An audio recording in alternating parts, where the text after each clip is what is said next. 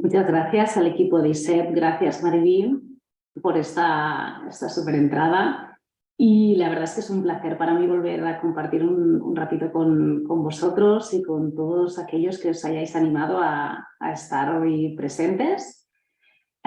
Como bien ha dicho Maribí, soy logopeda y actualmente trabajo en el Hospital Vall d'Hebron de Barcelona.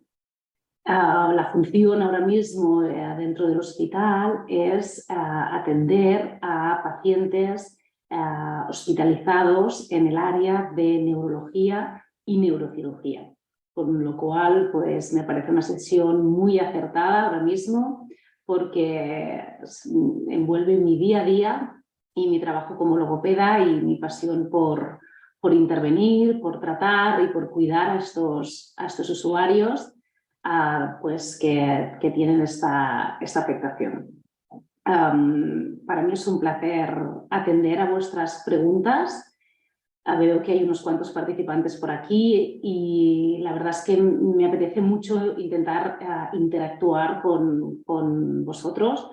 Así que, por favor, yo os pediría que me pudieseis parar en cualquier momento, hacer una pregunta, una consulta, una sugerencia, una opinión. Todo es bienvenido y la verdad que es de agradecer porque estas sesiones pues al final son un poco más frías si no tengo vuestro feedback, ¿no? Las preguntas las podéis hacer a través del chat y en este momento levantéis la mano, hacéis la pregunta por el chat y yo os contesto en el mismo instante. Los que sean más rezagados prefieren hacerlo al final. La idea es los últimos 15 minutos de esta sesión doncs, atender también a las últimas consultas. Así que sin más preámbulos, empezamos. Os voy a compartir la pantalla con la sesión de hoy. Fijaros que a última hora, revisando también todo el contenido, me ha parecido importante poner intervención logopédica centrada en la familia en personas con afasia, porque ante todo, son personas que sufren un problema de lenguaje como es la afasia, pero ante todo son personas. Y justamente esta sesión de hoy, el objetivo principal es acercaros a cómo intervenir no solo en el propio paciente con afasia, sino también en su entorno, en su familia, en sus cuidadores principales. Por tanto, a última hora lo que he hecho es poner este último título y hablar de personas con afasia y también de su entorno.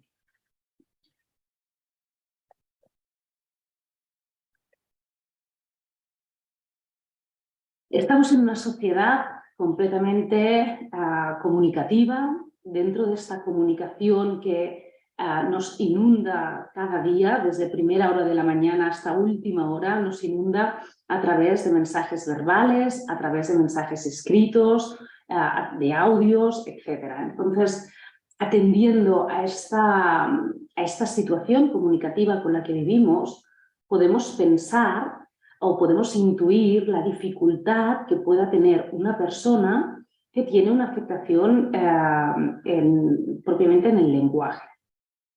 Me gusta mucho esta frase que dice: los límites de mi lenguaje son los límites de mi mundo, porque, a ver si estáis de acuerdo conmigo, creo que todas aquellas personas que no pueden comunicarse verbalmente tienen un hándicap importante a la hora de ser incluidos en nuestra sociedad. De hecho, también creo que hoy en día, aún conociendo esta dificultad como es la afasia, no tiene una gran visibilidad diaria, con lo cual muchas veces nos encontramos con usuarios que no se pueden comunicar y nosotros como receptores o como interlocutores no sabemos cómo podemos ayudarles o no sabemos cómo podemos atender a esta necesidad que nos están transmitiendo. Por tanto, creo que tenemos que tener muy presente que son personas comunicativamente limitadas y que necesitan de una mayor visibilidad, una mayor atención por todas las instituciones públicas y no públicas que les envuelven. desde personas, pues desde niños, desde la edad pediátrica hasta adultos que puedan sufrir esta alteración.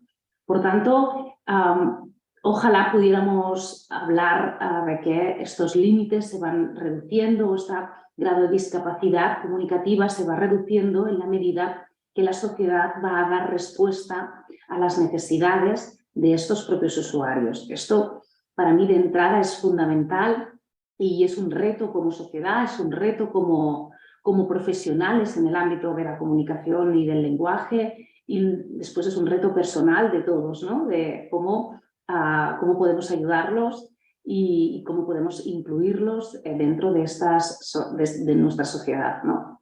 No solo a nivel verbal, sino también pues, por las redes de comunicación que tenemos hoy en día, que son innumerables y que nos permite comunicarnos también de diferentes formas, como también veremos a continuación.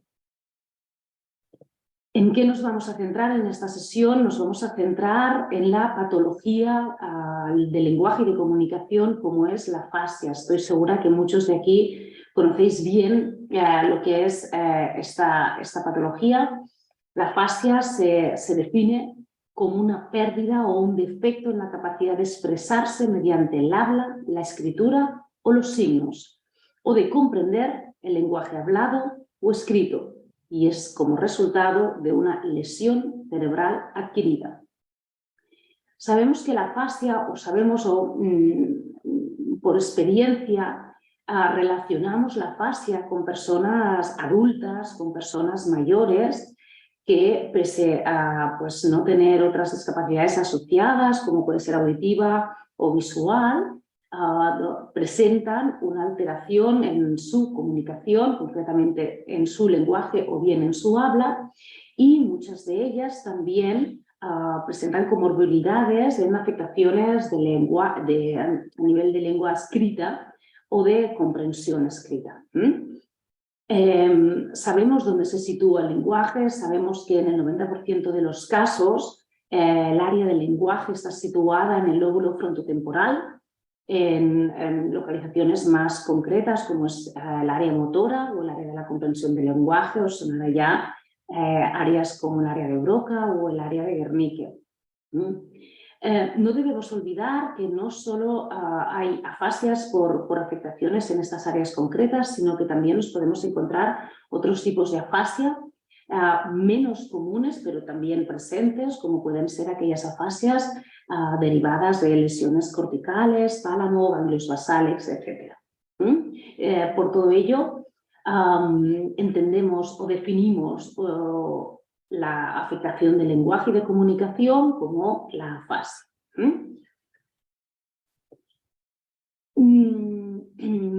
El objetivo de esta sesión, como ya he introducido, no es enfocar la rehabilitación logopédica de manera directa hacia el paciente, sino mi intención y mi propuesta aquí en ISEP ha sido enfocarlo pues todas aquellas alteraciones que envuelven a nivel social, emocional, lingüístico, personal, a una persona con afasia. Vamos a hablar un poquito de ellas. De entrada, lo primero que tenemos que constatar es las dificultades lingüísticas que tiene esta persona. Pueden ser dificultades menos severas, como puede ser la anomia, la dificultad para encontrar las palabras, o pueden ser dificultades progresivamente más severas, que no pueden articular una palabra, que tengan asociada una praxia oral, o que tengan dificultades en expresar palabras con contenido semántico, personas muy afectadas a afasias globales que presentan una estereotipia verbal, por ejemplo, ¿no? Que solo puedan pronunciar un elemento y de manera repetitiva, y que muchas veces está descontextualizada o sin contenido.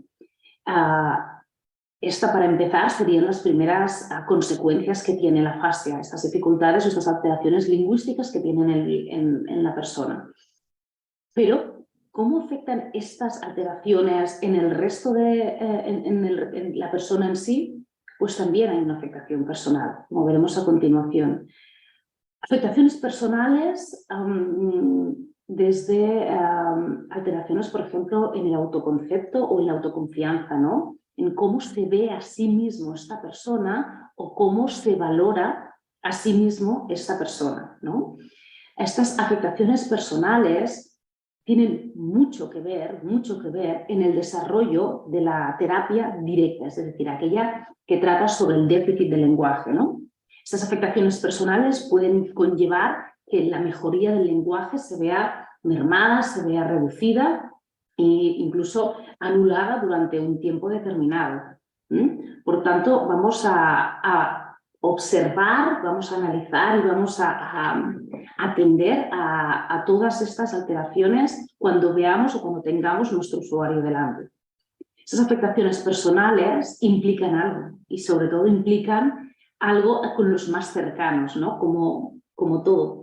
Si tengo que hablar de qué es una familia, me encantaría preguntaros y que me respondierais por aquí o si alguien se atreve y si no, pues os invito a hacer esta reflexión, pero intentar definir qué es una familia para todos vosotros. ¿Qué consideráis una familia? Voy a ver si alguien se anima a darme una respuesta sobre cómo podría definir una persona, cualquier asistente ahora mismo, lo que es una familia.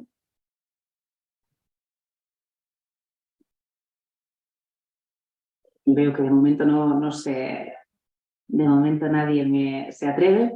Bien, pues una familia yo la entiendo como una unidad de personas, una unidad dinámica de personas que, mira, gracias Tatiana, que te he visto, muchas gracias. Dice, un sistema de apoyo para una persona. Precioso, me encanta. Qué palabra tan importante esta de un sistema de apoyo, porque así es, así es. Conjunto, dice conjunto de personas que viven en el mismo espacio.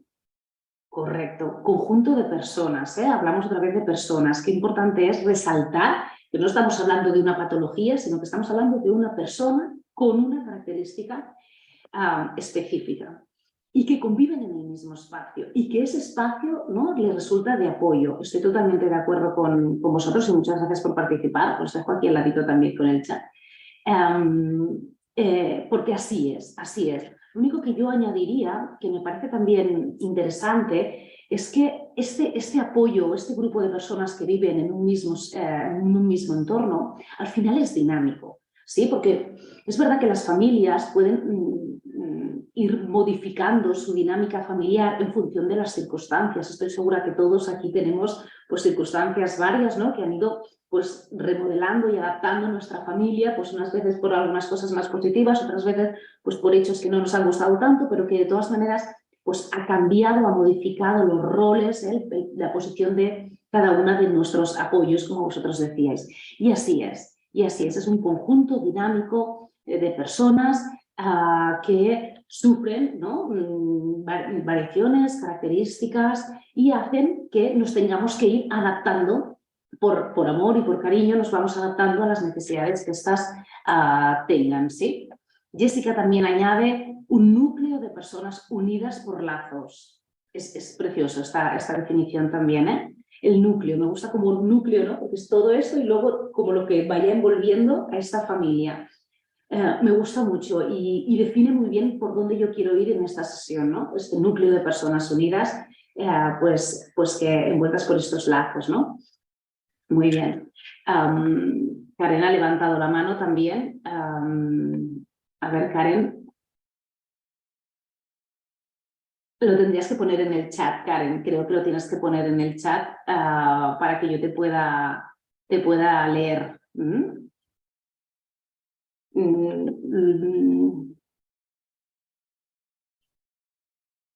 Si quieres escribirlo en el chat, eres bienvenida y te leo, te leemos, ¿vale?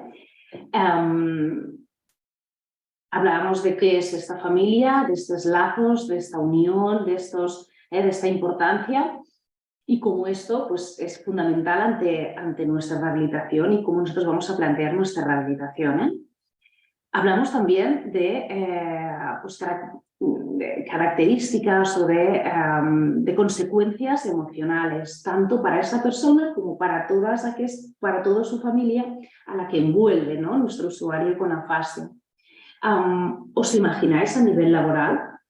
Fijaros, yo he estudiado la afasia muchas veces, he estado muchas veces pues indagando y busco información, intento actualizarme sobre cómo son aquellas terapias, las terapias enfocadas a mejorar el déficit de lenguaje o de comunicación, ¿no?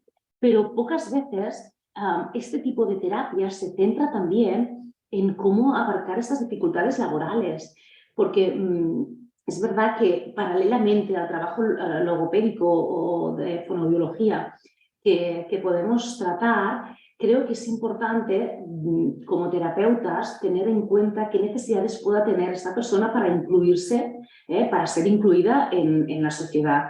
Y una para mí fundamental también es el aspecto laboral. Insisto, muchas veces la afasia la asociamos a gente mayor o a gente que ya no pueda estar en la vida laboral activa, pero es que no es así. Es que nos encontramos con muchísimos usuarios que están en plena vida laboral. Y yo pregunto, no sé cómo lo veis o cómo en vuestras zonas donde vivís, si las instituciones tienen métodos para incluir personas con afasia en regímenes laborales, ¿no? Aquí en España, concretamente en Barcelona, donde yo me sitúo, la verdad es que es mínimo el apoyo que tienen, son centros mínimos los que pueden abarcar este tipo de necesidades. Intentamos, como siempre, buscar esos trabajos que puedan incluir personas que no tengan que atender al público o que puedan hacer o tengan otras cargas laborales que no impliquen, ¿no?, pues esta dificultad comunicativa. Para mí es otro reto que tenemos presente y que tenemos que, por supuesto, nosotros abarcar y tratar desde el minuto uno que atendemos al paciente con afasia. Digo laboral, pero es social. ¿Cuántas personas conocéis con afasia que se han visto reducidas en ambientes sociales? ¿Cuántas personas comentan que eran eran muy amigables, eran muy sociables y después de este acontecimiento pues se ha visto reducido el grupo de amigos, no se sienten tan cómodos? Efectivamente, es importante también atender a cómo cuidar pues, este entorno social de nuestro usuario para que vea, sobre todo para que generalice, para que vea la implicación que tiene la terapia directa de lenguaje a otros entornos sociales, ¿no? Y va un poquito por aquí también el objetivo de esta sesión. Lo dice, o niños que no han tenido un diagnóstico de afasia o por el contrario se les dice que es discapacidad intelectual. Claro.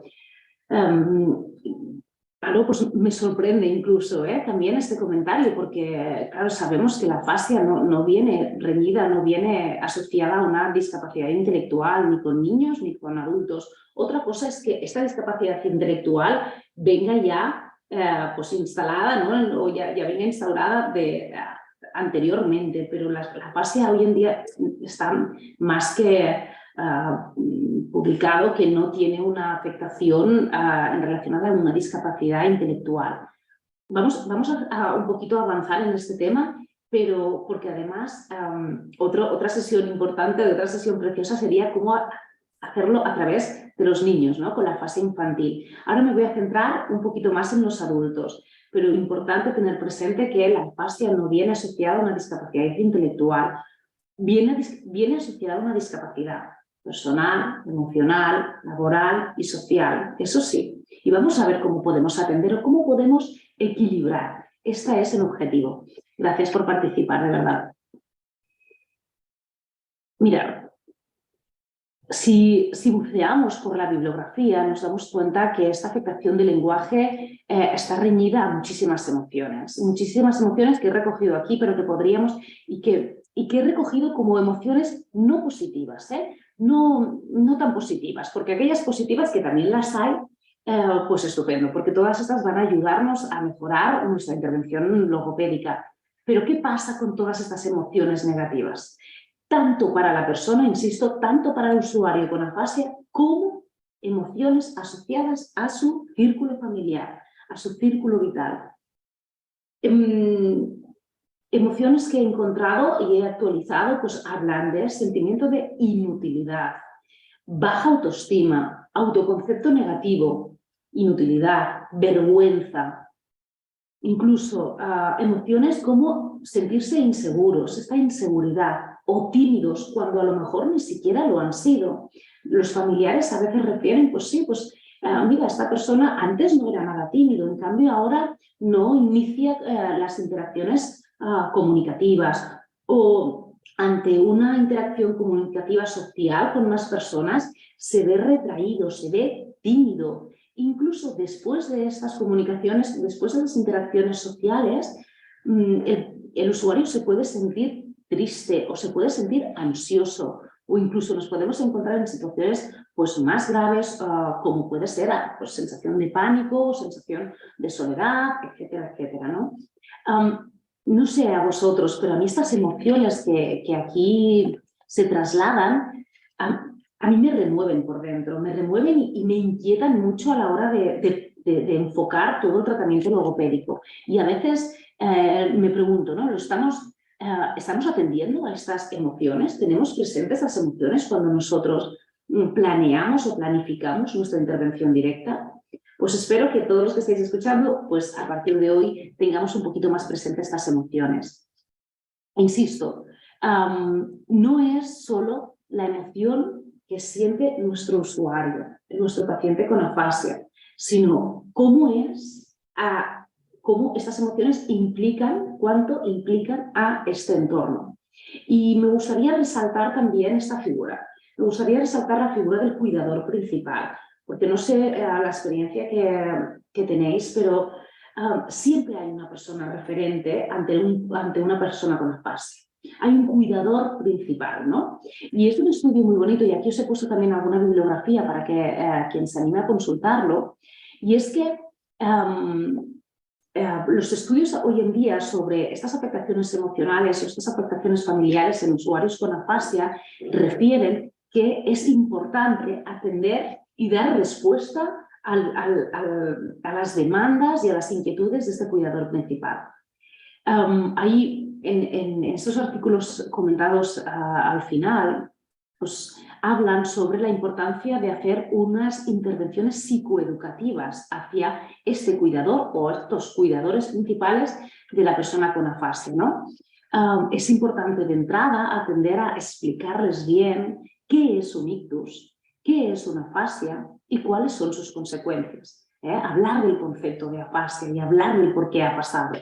A partir de aquí, esta terapia psicoeducativa hacia el cuidador principal también debería atender al desarrollo de estrategias de afrontamiento del estrés y al entrenamiento de habilidades de resolución de problemas. Y esto es importante porque, igual que es uno de nuestros objetivos con los pacientes con afasia, ¿no? Trabajar esta planificación, esta ejecución, esta resolución de problemas, es decir, estas funciones ejecutivas, esto también debe ser tratado hacia el cuidador principal. Si es así, los estudios demuestran que si se produce esta intervención psicoeducativa hacia los cuidadores principales, refleja una mejora en la calidad de vida y una disminución significativa de los niveles de ansiedad y síndromes depresivos de estos cuidadores.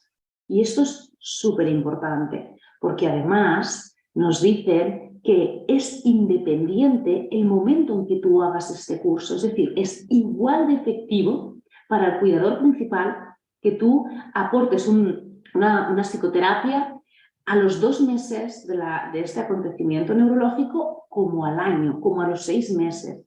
Tiene efectos positivos siempre en el cuidador principal. Por tanto, estaría fenomenal a partir de ahora intentar planificar la intervención directa con nuestro paciente y una intervención psicoeducativa paralelamente con este cuidador principal o los cuidadores principales, porque está demostrado esta efectividad significativa ante este núcleo. ¿Sí?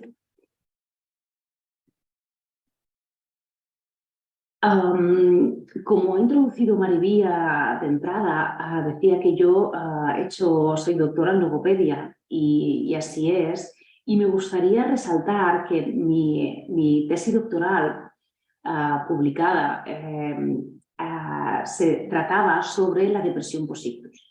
No solo la depresión post-ictus, sino la depresión post-ictus y la implicación de esta ante la mejora del lenguaje.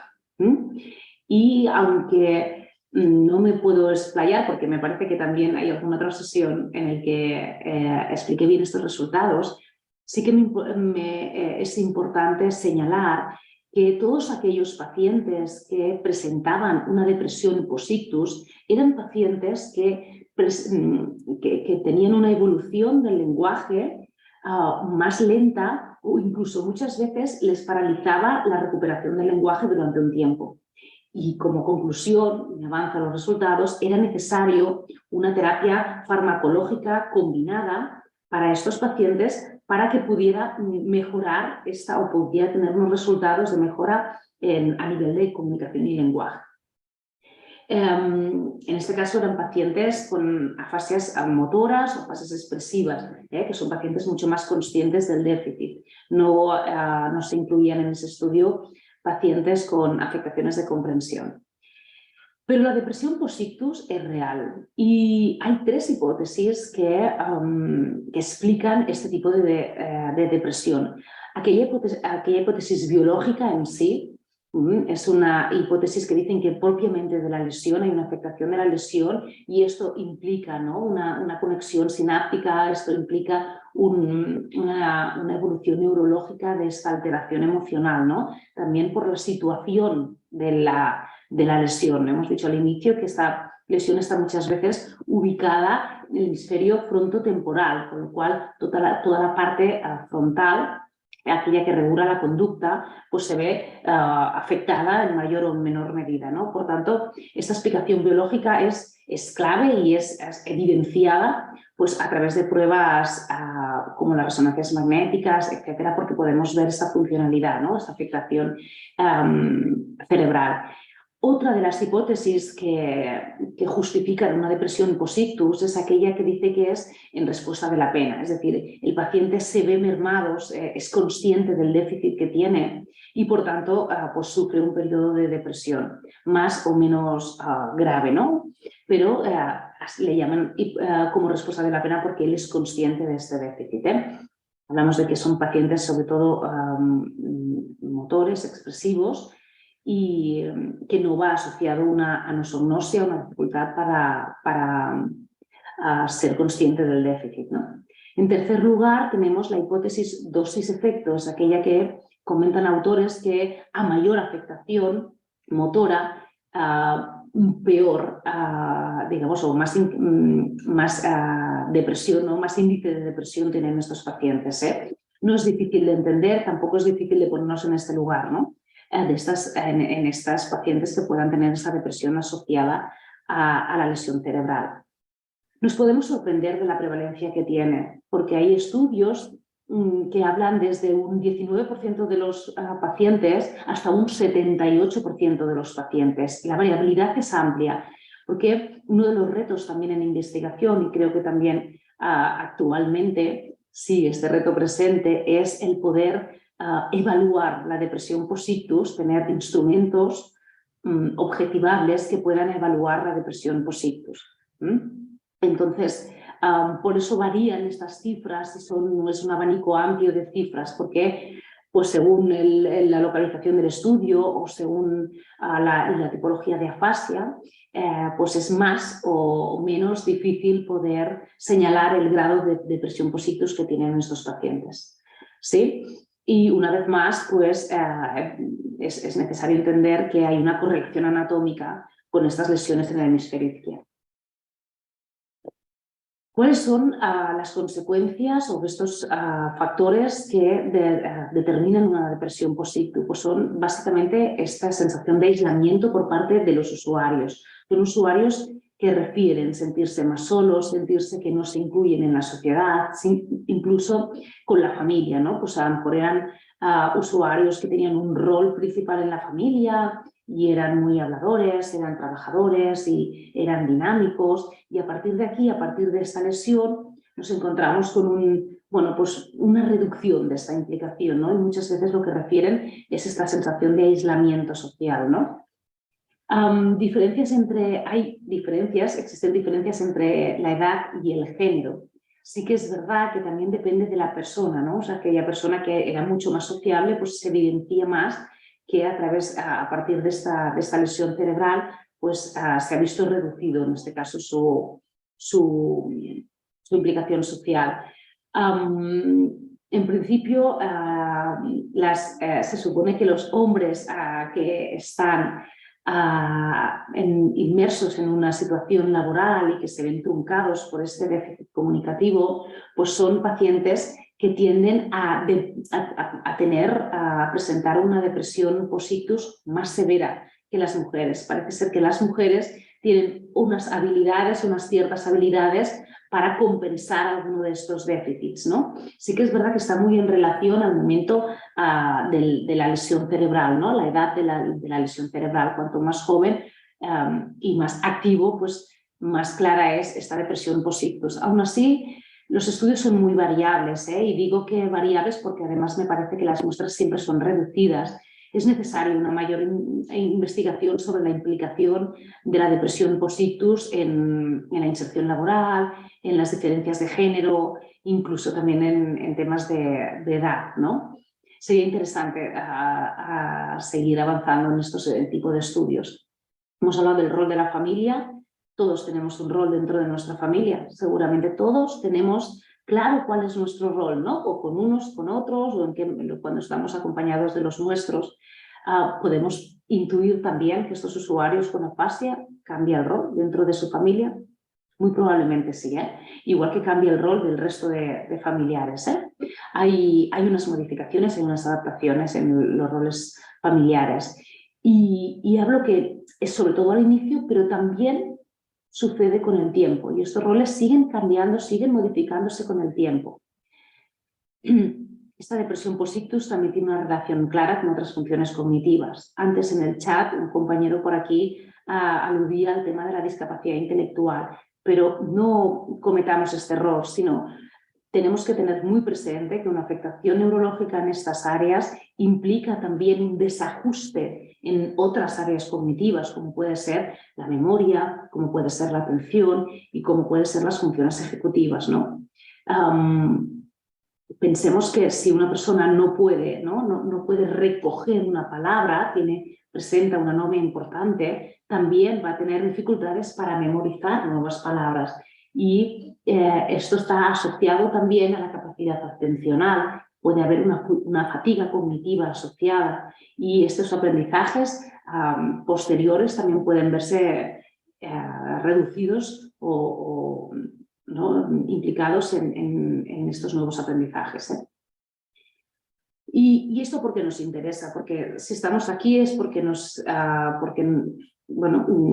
preocupa, ¿no? cómo podemos atender a nuestros usuarios con afasia dentro de nuestro proceso de rehabilitación. Como terapeutas del lenguaje, como logopedas o como fonoaudiólogas, queremos ver reflejados nuestras ganancias, ¿no? Nuestros objetivos terapéuticos, aquellos que te implican pues, un esfuerzo diario ¿no? por parte tanto del terapeuta como también del propio usuario. Pues una depresión post-ictus tiene una severa correlación con esta generalización de objetivos, porque podemos incluso, no sé si os ha pasado o alguien quiere también intervenir, ver cómo los objetivos dentro de nuestras sesiones, los objetivos terapéuticos de nuestra sesión se ven pues, realizados o asimilados. En cambio, una vez que el paciente sale fuera de nuestras sesiones, vemos cómo no pone en práctica muchos de los objetivos que creemos que ya están bastante reforzados. Y esto es, como mínimo, nos debe de inquietar y nos debe hacer pensar si podemos hacer alguna cosa más para ver generalizados estos objetivos. ¿Sí?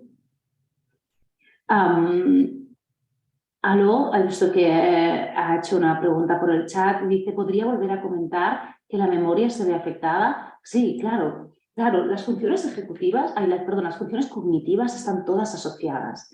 Nuestro cerebro está todo conectado infinitamente para que funcione, ¿no? Todo a la perfección. Si una de nuestras áreas, que es el área del lenguaje, está afectada, va a tener una implicación con el resto de áreas cognitivas. Entonces, la recuperación del lenguaje está asociada también a poder grabar unos aprendizajes, ¿no? La memoria, hay muchos tipos de memoria, hay muchos tipos de memorias de trabajo, hay memoria a corto plazo, hay memoria a largo plazo, hay una memoria aquella que se queda grabada para toda la vida, ¿no? Que está el priming, ¿no? Es la memoria esta que tú aprendas una acción de pequeño y esto lo puede, como montar en bici, y se supone que pasan los años, pero tú recuerdas cómo montar en bici, ¿no? Hay muchos tipos de memoria, pero la mayoría de estas memorias está asociada también al lenguaje, ¿no? Entonces, una afectación como una afasia puede verse reflejada en que el paciente no sea capaz de recuperar información. Si tú le pides al paciente, explícame o recuérdame qué has comido hoy, podemos tener dos implicaciones. Una que sea que no es capaz de llegar a la palabra y otra que no sea capaz de grabar lo que ha comido, ¿no? Por esa palabra, porque no le ha venido a la cabeza, porque no la ha podido registrar. Entonces, si tú luego le pides una recuperación de esa información, no va a ser posible. ¿Por qué? Porque hay una afectación del lenguaje, no solo de memoria. Esto pasa en menor o mayor grado. No quiero decir que siempre está afectado en un importante, que sea un déficit importante, pero sí que va a haber una afectación, ¿no?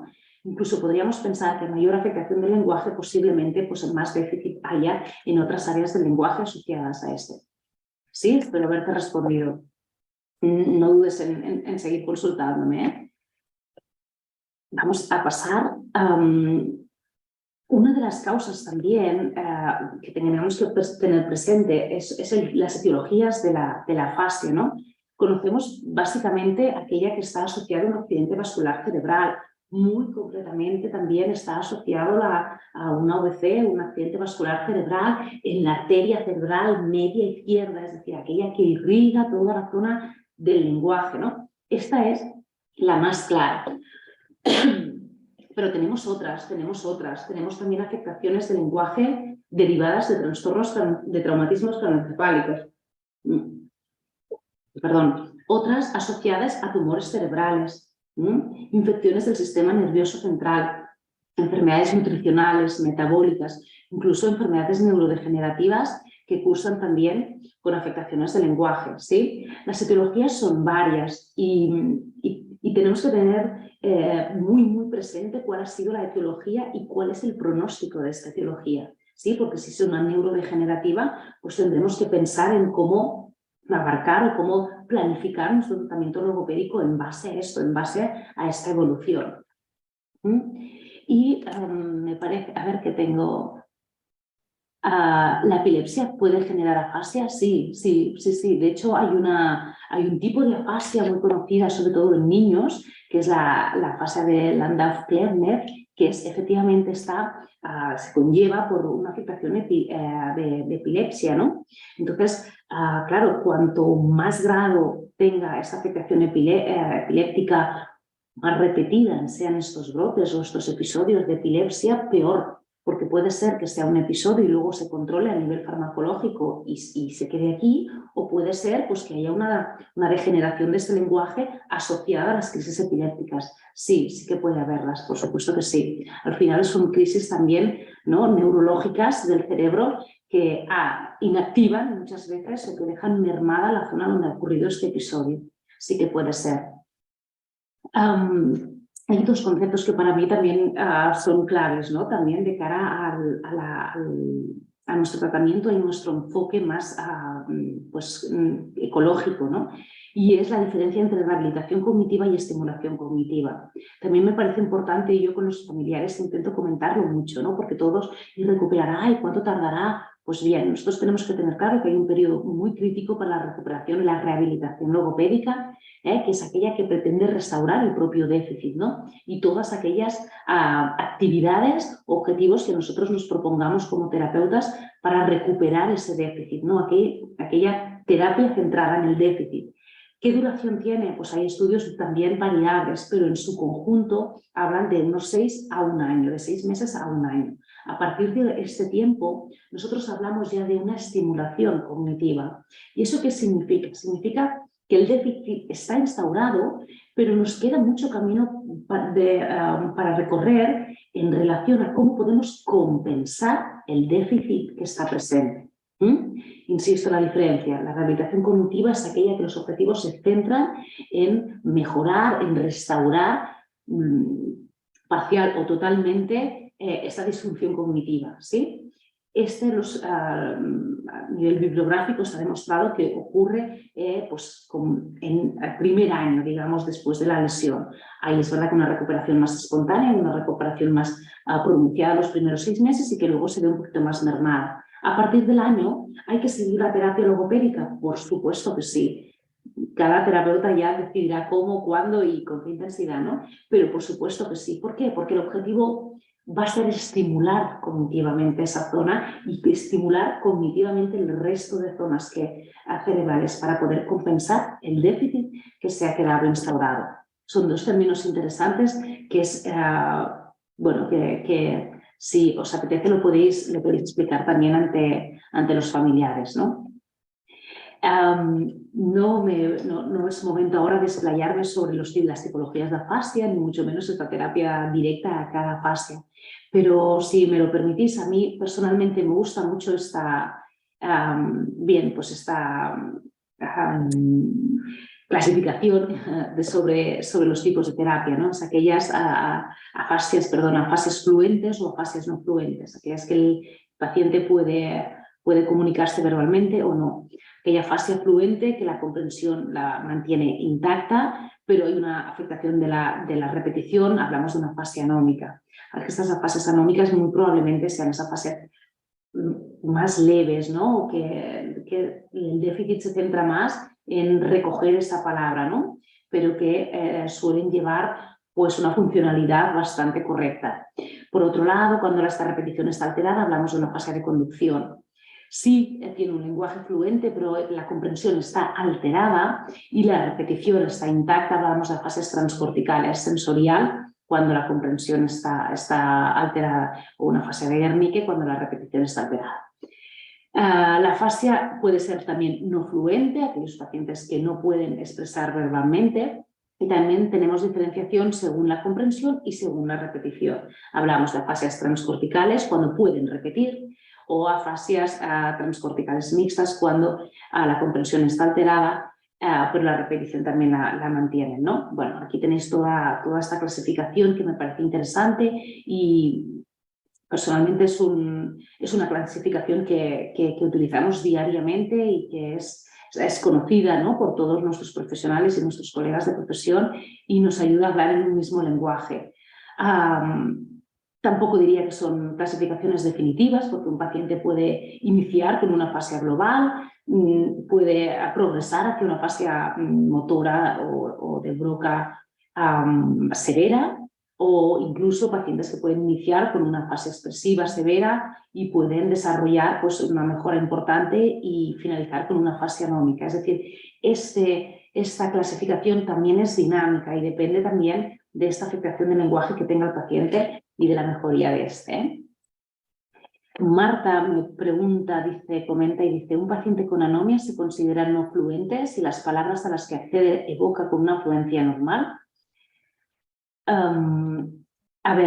Una persona que evoca, una persona que se comunica verbalmente, aunque tenga este déficit anómico, es una afasia fluente. Una afasia fluente es aquel que, aunque persistan algunas dificultades como es la anomia, pero puede comunicarse a nivel verbal. Es decir, podría pues, tener una conversación más o menos limitada, podría atender a las actividades de la vida diaria con cierta normalidad. Sí que es verdad que si indagamos un poquito, pues está presente esta anomia, que al final la anomia es una afectación que queda prácticamente en todas las tipologías de afasia, ¿no? Puede ser mayor o menor, ¿eh? Pero en este caso, si tú me dices que evoca con una fluencia normal, pues es un paciente fluente, por supuesto que sí, yo diría que es un paciente fluente, dice, detiene el discurso a menudo, pero lo que le sale fluente. Entonces no lo dudes, sí, es fluente, el lenguaje es fluente, pero sí que persiste pues esta anomia, ¿no? Que dificulta o que lo que hace es que tenga como periodos de stop o que dificulte esta fluencia, pero en este caso sí tiene un discurso bastante moderado, en este caso sí que es fluente. ¿Sí? Seguimos. Atendiendo a estas etiologías, a la clasificación o la variabilidad de estas afasias, nos planteamos dos tipos de intervención, ¿no? Nuestra intervención logopédica estará enfocada a dos objetivos. Uno sería aquella forma directa. ¿Qué es la forma directa? ¿Cuál es la intervención logopédica directa? Aquella que centramos al déficit y a nuestro usuario con afasia, a la persona con afasia. Esta es una intervención logopédica directa al usuario. En cambio, hoy y ahora estamos hablando de otro tipo de intervención, aquella que llamamos de forma indirecta. Es decir, que lo que hacemos es trabajar paralelamente al entorno, con el entorno de este usuario. Y hablamos de forma indirecta. ¿Cuáles son la forma directa? Hoy no entraré a hablar de objetivos logopédicos propiamente, sino que voy a hablar de la intervención indirecta, aquella que se centra en el entorno de nuestro usuario. ¿Qué objetivos tiene la intervención logopédica indirecta? Pues de entrada, cómo favorecer una actividad, cómo favorecer que nuestro usuario con afasia esté activo, verbalmente activo. Este será uno de nuestros objetivos. Por otro lado, intentar que mediante este entorno nuestro usuario con afasia reaprenda o compense este déficit de lenguaje, reaprenda el lenguaje, reaprenda cómo comunicarse. Por otro lado, ¿cuál es otro de los objetivos? Pues aportar estrategias para mejorar o potenciar el lenguaje, en este caso del paciente, e intrafamiliar. Y me parece muy interesante ese concepto, lenguaje intrafamiliar. Entrenar a la familia con estas estrategias, porque, claro, sí, podemos pensar, ¿no?, que tenemos nuestro familiar que ha tenido este accidente vascular cerebral, que presenta dificultades comunicativas. ¿Cómo podemos ayudarlo? ¿Cómo podemos incluirlo dentro de nuestras conversaciones? ¿Qué estrategias tengo yo, ¿no?, como pareja, como hijo, como sobrino o como nieta, para ayudarle a mejorar el lenguaje? Pues este es nuestro objetivo. Y, por supuesto, favorecer el bienestar emocional del paciente y de todo el núcleo familiar. ¿Me decís algo más bonito que esto? Poder trabajar y tener presente y mejorar este bienestar, a mí me parece una maravilla, la verdad. Entonces, ¿en qué nos basamos? Pues nos basamos en... a mí me gusta especialmente este gráfico porque define muy bien la manera que tenemos de trabajar con este tipo de usuarios. Y es que no solo nos vamos a centrar en el déficit, sino nos vamos a centrar en la funcionalidad de este usuario. ¿Es funcional? ¿Su lenguaje es útil para las actividades de la vida diaria? ¿Realiza actividades comunes por la edad que tiene? Hombre, claro, si es, ¿no?, pues las actividades de la vida diaria también van asociadas a una edad. No podemos pedir cosas que por edad no tocaría. Pero si centramos al usuario por la edad que tiene y por el tipo de actividades que realizaba antes del accidente vascular cerebral, la funcionalidad hace referencia a esto. ¿Es funcional en las actividades de la vida diaria asociadas a su edad? Pues este es nuestro objetivo. Nuestro objetivo quizá no es pensar en mejorar o recuperar todas las funciones lingüísticas, sino en hacer unos objetivos reales, unos objetivos útiles y unos objetivos funcionales para la vida individual de nuestro paciente. ¿Sí? ¿Y cómo hacemos esto? Pues por un lado, a través de todo el proceso de rehabilitación, toda la intervención logopédica, y por otro lado, atendiendo a la habilitación, al concepto de habilitación, que es aquella que se dirige al entorno. Es decir, es aquella que compensa los déficits, es lo que puede hacer el paciente con las demandas del entorno, ¿no? ¿Cómo podemos actuar nosotros en su entorno para equilibrar lo que puede hacer el paciente con lo que se le pide en relación al entorno? Pues esto es importante, porque nosotros en nuestra cabeza, como terapeutas, lo que vamos a hacer es esto, es qué actividades hace, qué actividades hacía, qué actividades quiere hacer. Pues enfoquemos a la funcionalidad del lenguaje en base a esas necesidades, ¿no? Vamos a hacerlo útil. Y luego otros conceptos importantes también dentro de este marco conceptual es la intervención logopédica dirigida a la forma o a la función. También si leéis bibliografías sobre este tema, también veréis que muchos de los autores que bueno, pues se asocian también a esta intervención más psicológica hablan de la importancia de fijarnos más en la función y no tanto en la forma. Es decir, no tanto cómo lo dice, sino que lo diga y que eso que dice cumpla la función que él pensaba. ¿Sí? Lo puede decir mal, puede tener una parafasia, puede tener una alteración, ¿no? en la evocación, pero si le es útil, si le han entendido y además ha obtenido la respuesta, perfecto, es funcional. Por tanto, aquí prevalece la función en relación a la forma. ¿Sí? Y estos son objetivos directos en el paciente, ¿no? De pensar, bueno, ¿qué priorizo? ¿Que lo diga bien o que lo diga? Pues aquí está. Aquí está un poquito la base de esta terapia y es buscar siempre la funcionalidad, dar sentido a la función y no tanto a la forma del paciente.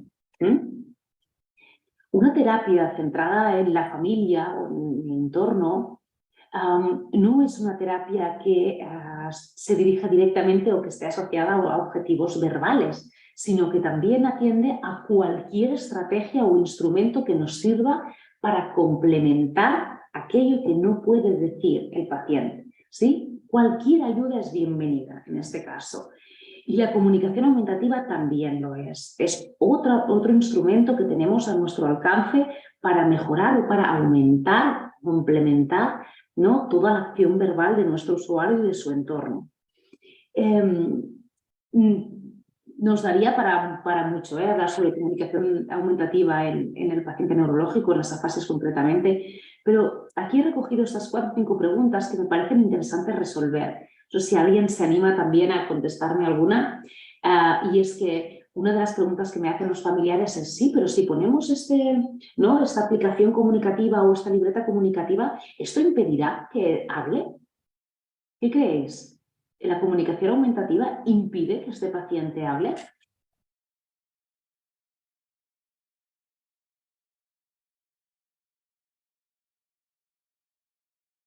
¿Alguien se anima? No, dice Marta, será un facilitador. Claro y contundente, Marta. Perfecto, me parece estupendo, efectivamente. Yo siempre les digo, si tiene que hablar, hablará. Porque tú sales de aquí, sales por esta puerta de aquí y lo que va a escuchar es lenguaje oral, es lenguaje verbal. Por tanto, siempre va a ser un estímulo, ¿verdad? Y dice no, al contrario, brinda más herramientas de comunicación, efectivamente. Efectivamente, totalmente de acuerdo y es súper importante. Incluso con los niños, ¿sí? Con afasias infantiles u otras patologías. Siempre la comunicación aumentativa es un facilitador, siempre.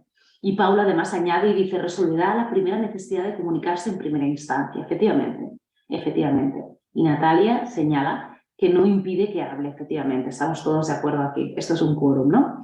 La comunicación aumentativa siempre incrementa las posibilidades de comunicarse. Resuelve incluso, como decía Paula, ¿no? Resuelve esta dificultad inicial que luego puede verse mejorada. Pero en cualquier caso es un potenciador del lenguaje. Siempre. La otra pregunta es, ¿lo verán con más discapacidad? Esta también es una buena pregunta, que no me la formulan así, pero muy parecida, pero claro, es que si lleva una libreta de comunicación o lleva esta aplicación que la has puesto, claro, la gente no lo va a entender. Pues, claro, aquí está lo que decíamos al inicio de la sesión, ¿no? ¿Qué visibilidad tienen los sistemas de comunicación en pacientes con afasia? ¿Salís a la calle? ¿Vosotros veis algún paciente, algún usuario que utiliza una tablet para comunicarse? Dice, otro compañero, dice, Geraldine, dice, verlo con más discapacidad sería revictimizar al paciente. Efectivamente, es decir, pero quiero decir que estoy de acuerdo contigo, ¿no? Pero que al final es un tema social, es un tema de toda la sociedad. Sí, ojalá pudiéramos ver más usuarios, ¿no? Que hacen uso de comunicación aumentativa en nuestro día a día, y sobre todo pacientes adultos y neurológicos. Ayudaría muchísimo, ¿no? A incluirlo y a no verlo y no a victimizarlo, como tú dices, ¿no? Estoy totalmente de acuerdo con vosotros. ¿Entiende lo que le digo? ¿No? Si son preguntas que también me hacen, ¿no? Pues si yo le hablo, él entiende bien lo que me digo, bueno, pues hazle preguntas que él pueda resolver a través de esta comunicación aumentativa y vamos a garantizar la comprensión de ese input, ¿no? Eso también es importante y la comunicación aumentativa nos da respuesta a esta pregunta. Y dice, otro que he escuchado mucho es no puede utilizarlo porque es un adulto, está como más, ¿no?, enfocado más a la parte pediátrica infantil, ¿no? Bueno, pues esta es otra de las justificaciones que me dan muchas veces, ¿no? Y es que efectivamente está más asociado, ¿no?, a otras patologías o incluso a otras edades, el uso de sistemas alternativos o comunicativos está asociado más a la edad pediátrica. Claro que puede utilizarlo como adulto. Otra cosa será si este sistema que hemos implantado está adaptado a las necesidades de nuestro adulto. Porque imaginaros si decidimos poner unos pictogramas o unas imágenes reales infantilizadas, pues el propio paciente muchas veces va a rechazar el uso de esto porque tampoco no se ve reflejado en este sistema. Y de hecho es un tema que a mí también me apasiona bastante y procuro leer sobre este tema y todos los estudios que tenemos anteriores, muchos de ellos están regularmente diseñados en el sentido de que se han utilizado sistemas de comunicación para todos los adultos igual, ¿no? Pues si tiene una esclerosis lateral amiotrófica o tiene una esclerosis múltiple o tiene una fase, el mismo para todos. A lo mejor aquí ha estado el problema, ¿no? Que no se ha buscado la individualidad y la necesidad individual de cada uno para poder dar respuesta a estas ¿no?, inquietudes o necesidades comunicativas. Creo que también es otro abanico de posibilidades en cuanto a mejorar los estudios y la implicación de la investigación en logopedia, en este caso. Ha añadido, que no me gustaría que se quedara en el tintero, Geraldine ha añadido, dice, al favorecer espacios de comunicación el paciente podrá desarrollar nuevamente el habla. Como mínimo le damos todas las herramientas para que lo haga. Eso sí, no sabemos si lo va a desarrollar o no, pero como mínimo le vamos a dar todo lo que esté a nuestro alcance para potenciarlo, ¿estamos de acuerdo? Sí, y una de las afirmaciones de referencia son aquellas que dicen, no, yo ya sé lo que quiere decir. Sí, tú sí, seguramente sí, porque como pues si por aquí hay una mamá o algún papá, ellos siempre van a entender a su hijo y saben perfectamente lo que quiere decir, pero a lo mejor el resto no lo acabamos de entender. Pues esto pasa igual, ¿no? ¿Qué objetivo tiene que solo lo entienda una persona o lo entienda dos? Sería más bonito pensar en que ese sistema pues, favorece que cualquier persona, cualquier interlocutor entienda también esta comunicación. Para iniciar esta comunicación, es importante tener en cuenta estas consideraciones, ¿no? Es una persona, el paciente entendemos como una persona social con esta necesidad de comunicación y de interacción social, ¿no? Es importantísimo, es clave el papel del interlocutor, como facilitador de esta interacción comunicativa. Por tanto, justifica la intervención indirecta. La reacción de los familiares ante la enfermedad también justifica la intervención indirecta, a ver cómo están y qué implicación tienen. Y la capacidad del paciente para aprender estas nuevas habilidades. Todas estas consideraciones previas justifican la intervención, que es lo que me interesa señalar. Identificar, esto es importantísimo, y tenemos que identificar cuáles son las necesidades comunicativas de nuestros pacientes. ¿Cómo lo vamos a hacer? Os presento dos instrumentos que no los puedo desarrollar por completo, pero que son instrumentos muy efectivos para conocer cuáles son las necesidades comunicativas dentro de esta funcionalidad que hemos hablado, es decir, dentro de las actividades de la rutina diaria. ¿Sí? Evaluar también cuáles son los aspectos que interfieren en esta participación del paciente con afasia y evaluar las habilidades del individuo y cómo responden en su entorno. Tenemos que planificar nuestra intervención en base a todo esto y, por supuesto, evaluar si lo que hemos planificado está siendo efectivo. ¿Cómo lo vamos a hacer? Pues a través de la intervención naturalista, a través de la terapia centrada en la familia. Estoy casi convencida que muchos de aquí podéis conocer este tipo de intervención enfocada también a otras áreas de logopedia. Yo he trabajado también pues, con niños con alteraciones comunicativas en otros aspectos, centrados también en este tipo de intervención. Pero hoy vamos a hablar de cómo hacerlo a través de la fase. Y fijaros qué introducción he añadido. He puesto, se aprende a hablar y a comunicarse a base de intentar hablar y comunicarte con propósitos reales e interlocutores sensibles, atentos y ante situaciones significativas, ante situaciones funcionales, que no dejaré de repetir también este concepto, ¿no? ¿Cuáles son estas características? Pues se llevan a cabo en contextos cotidianos y naturales. Comportan la intervención de los adultos que tienen alrededor, pasan más horas con el paciente, reproducen las características interactivas de los contextos y de los interlocutores cotidianos.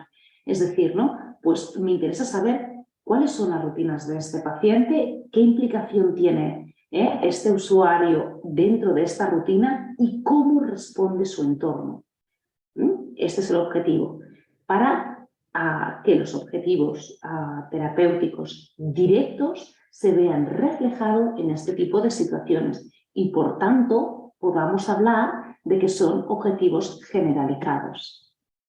La terapia centrada en la familia, ¿con quién se hace? Pues se hace a través de toda la intervención sistémica, es decir, con la propia familia. La intervención, estos objetivos los centramos en aquellos agentes naturales, aquellas personas, ese soporte que se hablaba al inicio, ¿no? ¿Cuáles son las personas soportes para nuestro usuario con afasia? Con ellos vamos a trabajar. ¿Y dónde lo vamos a hacer? Pues en contextos naturales. ¿Y eso qué significa?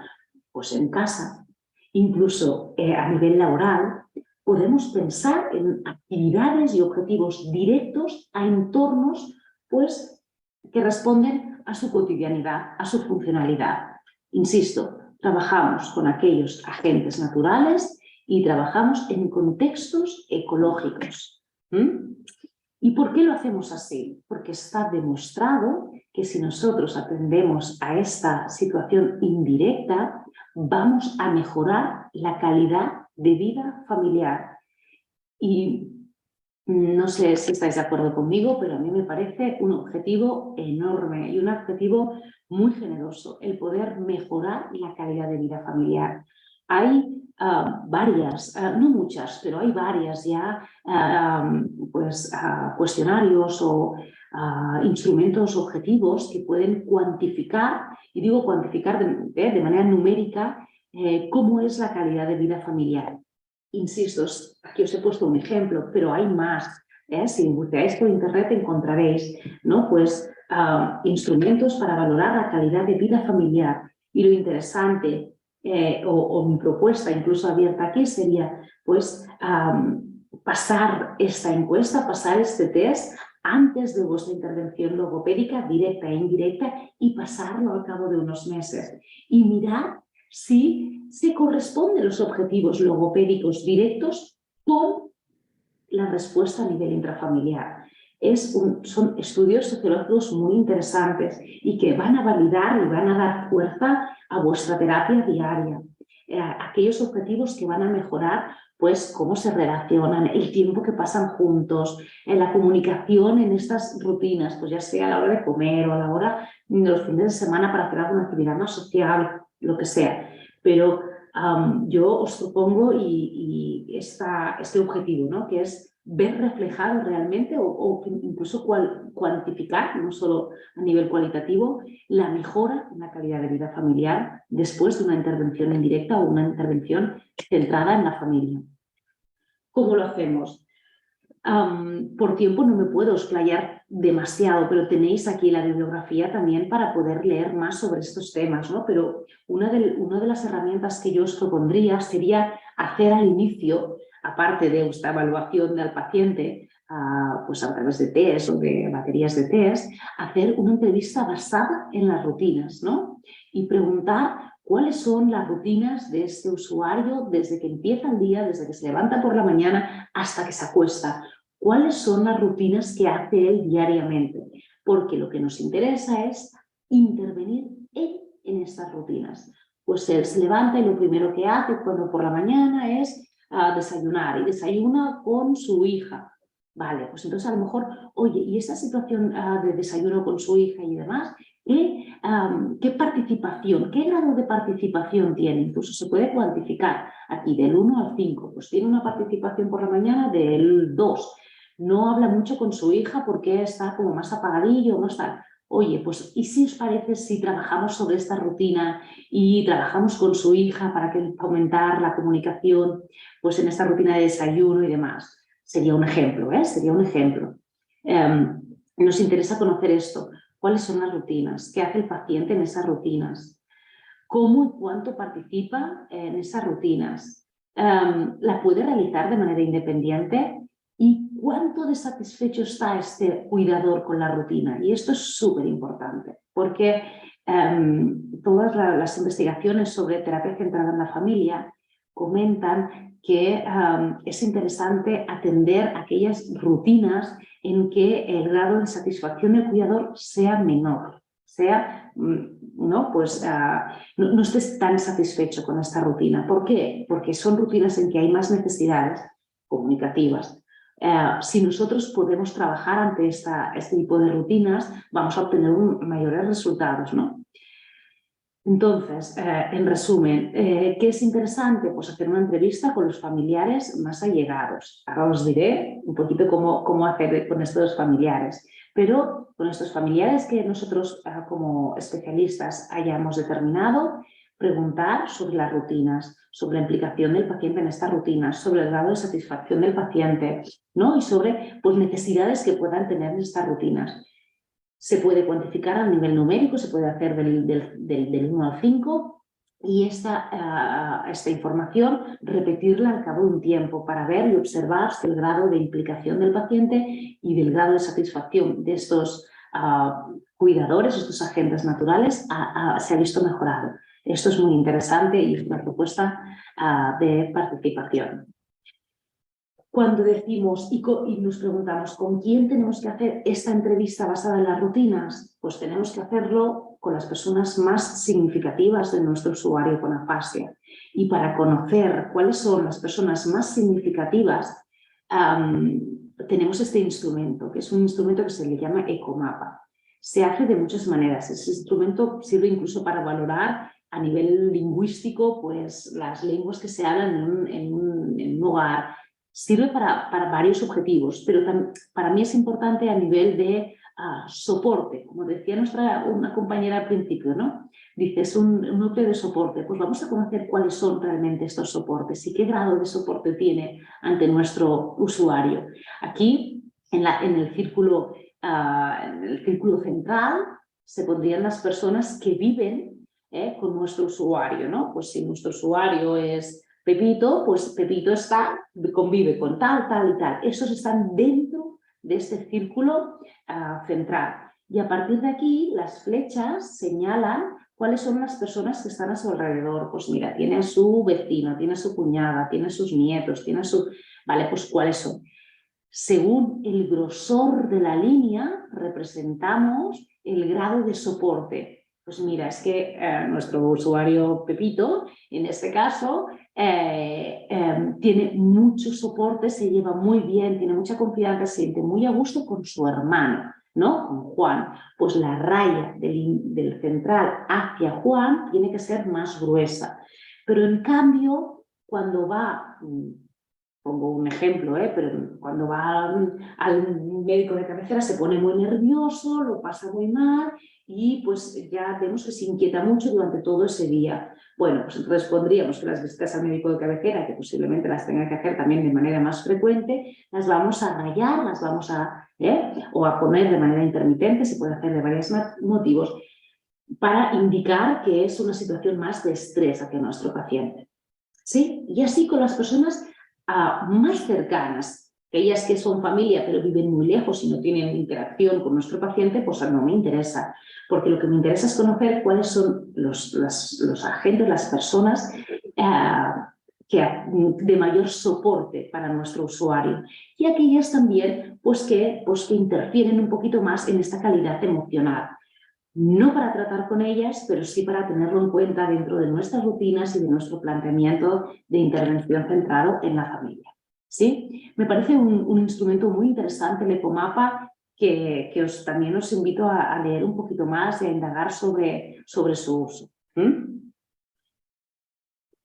Y teniendo toda esta información ya señalada, cuáles son los objetivos que podemos proponernos para trabajar dentro de cada una de estas rutinas con los agentes que hemos determinado que son pues, importantes para nuestro usuario.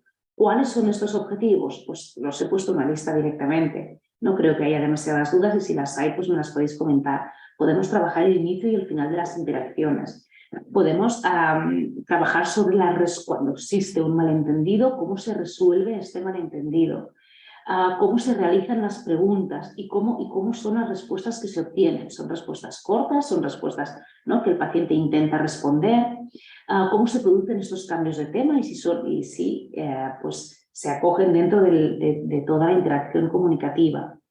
¿Cuáles son las técnicas que se utilizan para mantener la conversación?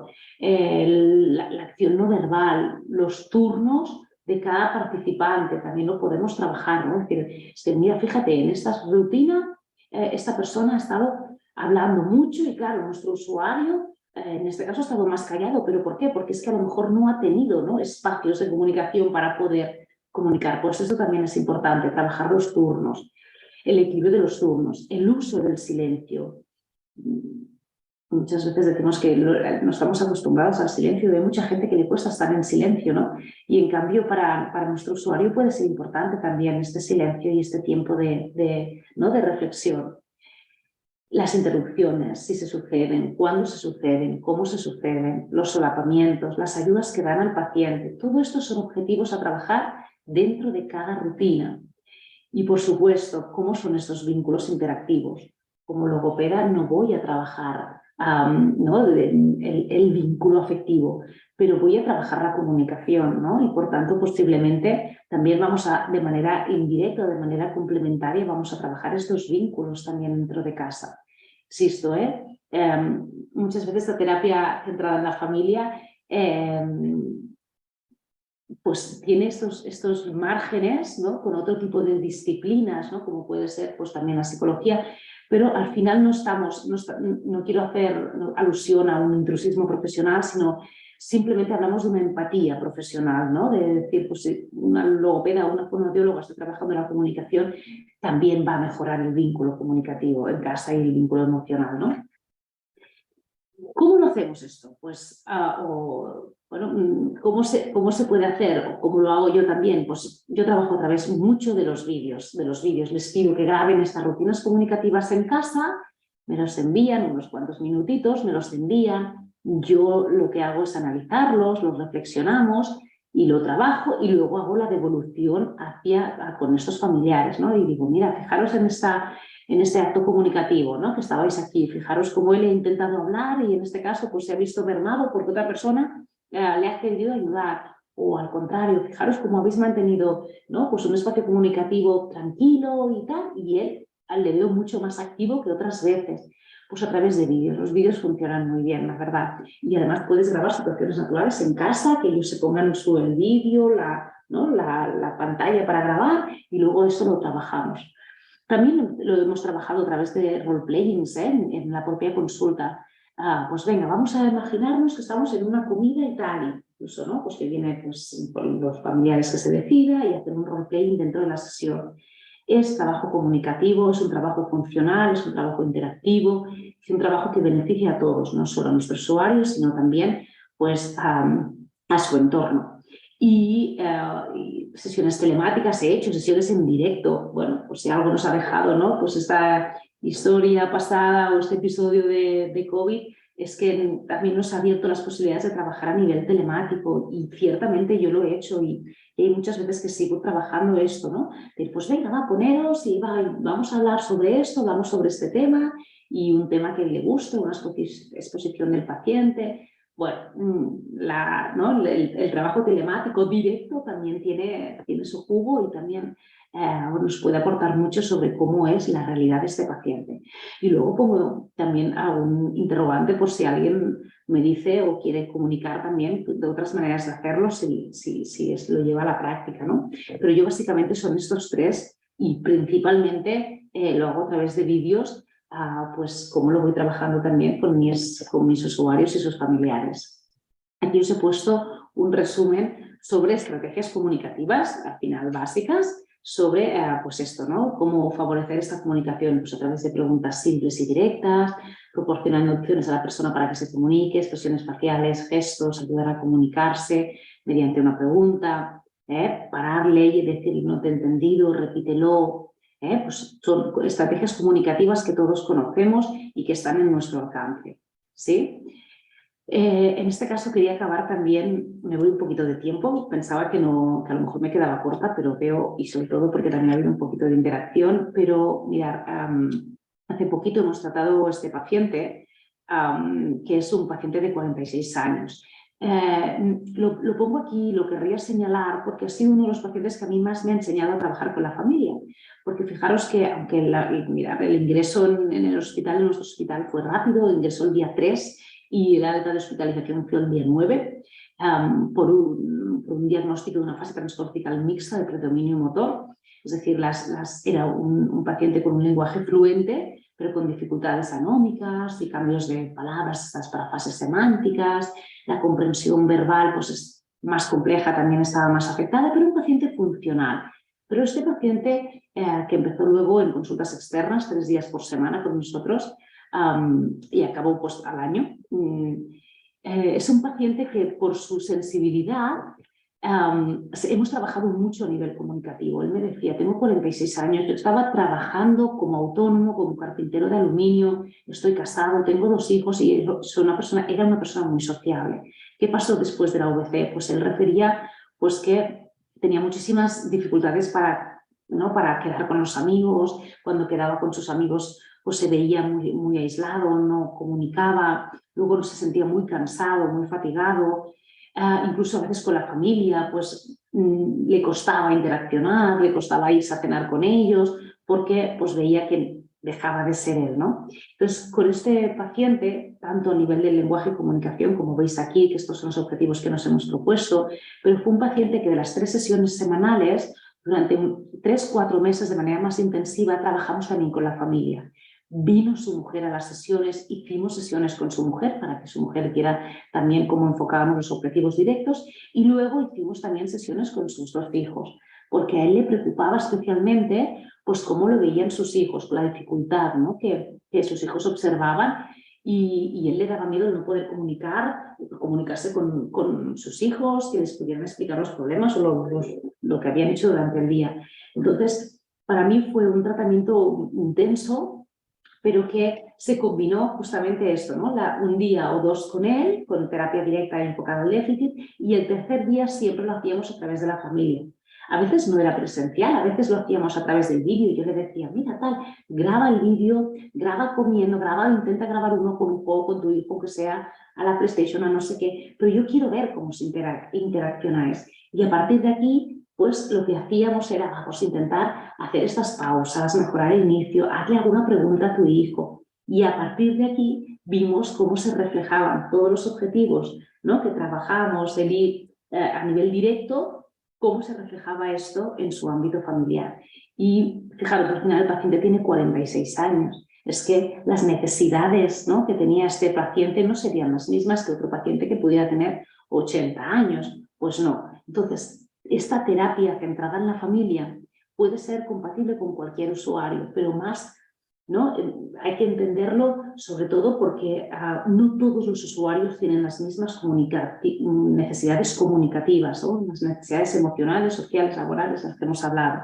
Pues en función de cómo vosotros veáis la implicación que tiene este déficit, esta fase, este déficit de lenguaje en su entorno familiar, tendremos que trabajar también pues esta terapia más indirecta y trabajar a través de ese entorno, porque probablemente los efectos pues, puedan sumar a nuestra terapia logopédica directa. Bueno, también me gusta siempre acabar también con una pequeña reflexión, ¿no? Y es que él siempre me decía, dice, es falso que uno no pueda comunicarse solo porque puede hablar. Esto es una frase que he sacado por la nube de internet, pero que me recuerda muchísimo a este paciente que os he hablado ahora, ¿no? Porque él siempre me decía, es que incluso la gente cree que como yo no puedo hablar, no puedo pensar igual o no me doy cuenta de las cosas por igual, ¿no? Y esto para mí era muy significativo, ¿no? Y me parece interesante acabar con esta reflexión de que aquellos usuarios, aquellas personas que tengan un déficit de lenguaje o de comunicación, pues son personas que también sienten, padecen, necesitan de nuestra sensibilidad, necesitan de la visibilidad social para poderlos, pues, digamos, normalizar o incluir dentro de nuestra sociedad, ¿no? Que para nosotros el lenguaje o esta dificultad del lenguaje no sea una discapacidad, sino que sea, pues, una oportunidad para hacer una sociedad mejor, una sociedad más inclusiva y más equitativa, ¿no? Que también esto es súper importante. Y para mí es un placer poder hablar de esta intervención indirecta que no es tan presente dentro de nuestras terapias y menos en pacientes adultos con lesiones neurológicas. Por mi parte, hasta aquí sería la sesión de hoy.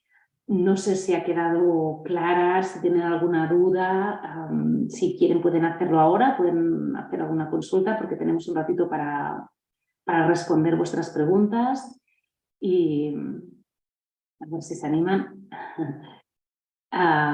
Y Seth también comenta aquí en el chat que si necesitan el certificado, pues aquí tienen el enlace también para solicitarlo, ¿eh?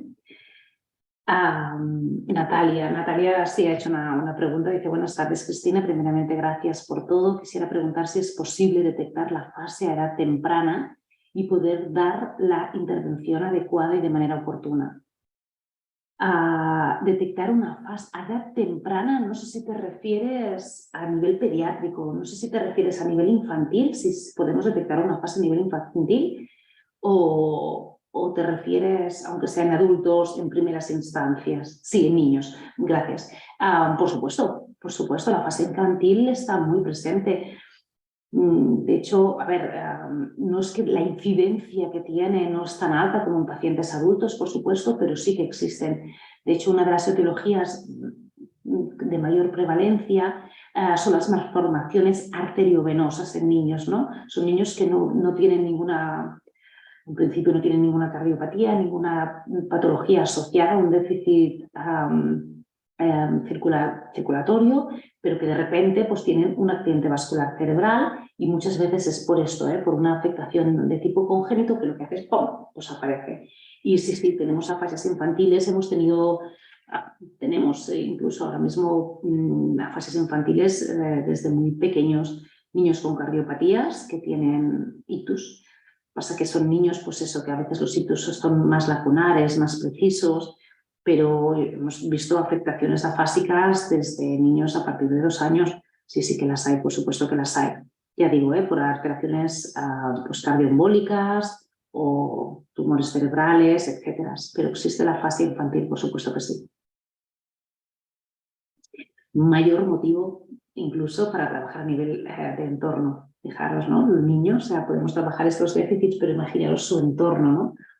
Si podemos ayudar a estos papás, a esta familia, a favorecer, incrementar y potenciar el lenguaje con niños con afasias infantiles, pues es fundamental. Por supuesto que este tipo de intervenciones es compatible muchas veces en cualquier área de ámbito logopédico, ¿sí? Y a cualquier edad también. Gracias, Natalia, por la pregunta. A ver si alguien más se anima.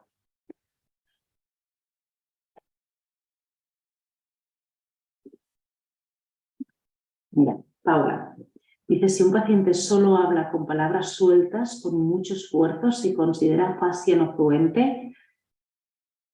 A ver, con mucho esfuerzo intuyo que te puedas estar refiriendo a una apraxia del habla, ¿no? Son pacientes que les cuesta articular, ¿no? Que les cuesta producir el sonido. Pues pueden ser no fluentes, porque si esta apraxia oral es severa, es moderada, severa, efectivamente son pacientes que a lo mejor no pueden desarrollar verbalmente y pueden ser pacientes con un lenguaje no fluente.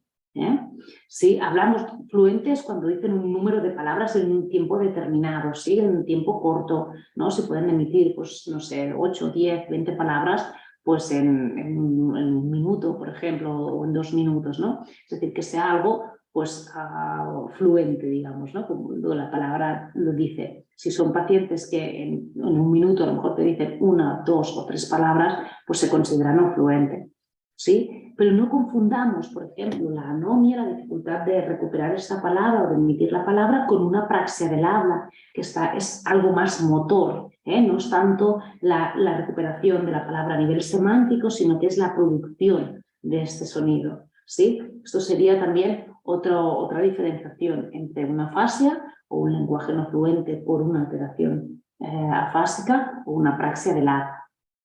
Sería distinto. De nada, Paula, un placer. Y aquí, a ver, en el chat,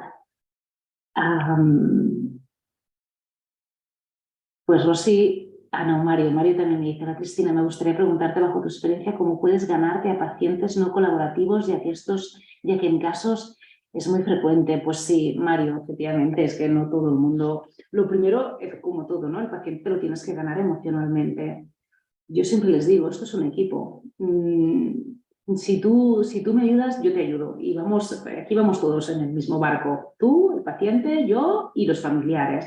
Entonces, a veces recurrir, ¿no?, a la ayuda familiar, también trabajar a través de la familia, a lo mejor eso también ayuda a que el paciente se vea más implicado y se vea más reflejado, ¿no?, en la terapia.